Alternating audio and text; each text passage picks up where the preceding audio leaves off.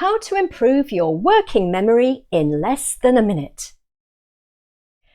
Anyone ever informed you that you're not as daft as you think you are? Ever had that little voice in your head ask, "How do you know how daft I think I am?" We all feel silly from time to time. We've all done foolish things and questioned our brain power, or indeed sanity. One of the most bonkers things I think I've done was many years ago, anticipating a dip in the spa waters in Rosh Pinna, north of the Sea of Galilee, in Israel. Knowing that the water was apparently good for you but bad for cheap jewellery, I removed the silver earrings from my ears, understanding that the water would react with the metal. And then I did something incomprehensibly stupid. I stuffed them down the top of my bikini and proceeded to enter the water, thus dunking said silver earrings in the water anyway. Duh. And yes, the water reacted with the silver and turned the earrings black. Sometimes I think I am indeed as daft as I think I am. On the other hand, it did inspire my lovely husband to buy me a decent pair of diamond earrings, which I've enjoyed wearing everywhere and anywhere ever since, so maybe not so daft after all. Perhaps like me, you've been surprised by your apparent stupidity one minute and genius thinking the next. Or is it just me? There's so much we still don't understand about the brain. Imagine that. Most of what we know about the brain we've learned in the last few years, and there are so many unanswered questions we still can't get our head around it.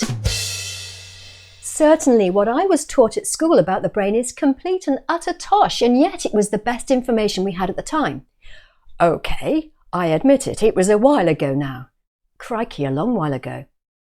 Encouragingly though, the more we learn about the mysterious workings of the brain, the more tips and tricks we discover we can use to improve our brain power. Want to try these? Each will only take you a few seconds. Give them a go and let me know how you get on. Go green. We already know that hospital patients whose beds allow them to see nature and the environment through a window recover faster. What's more, it turns out it doesn't even have to be the real thing.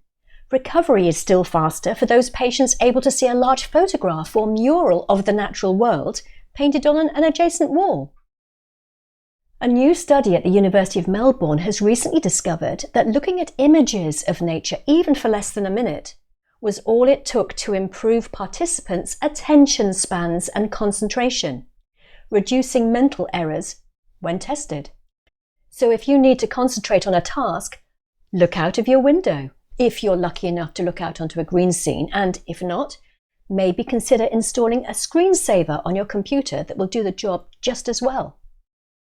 Chew gum.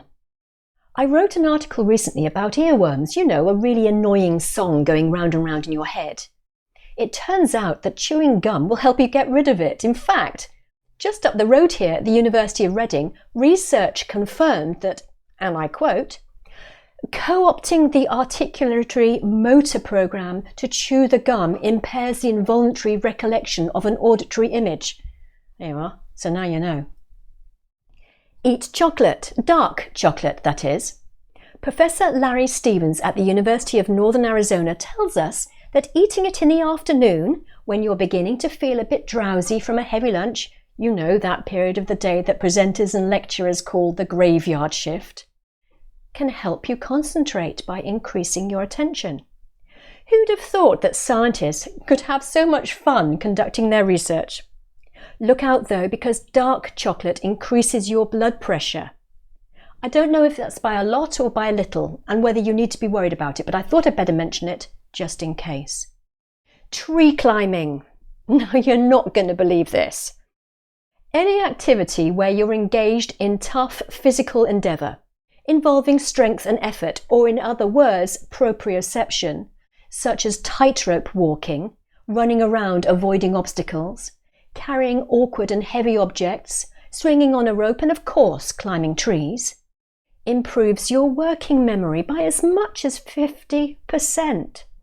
50%. So says Dr. Tracy Alloway at North Florida University. And by the way, She believes that working memory is a better measure of intelligence than the traditional IQ tests.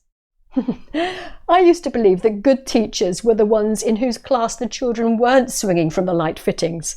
How wrong can you be?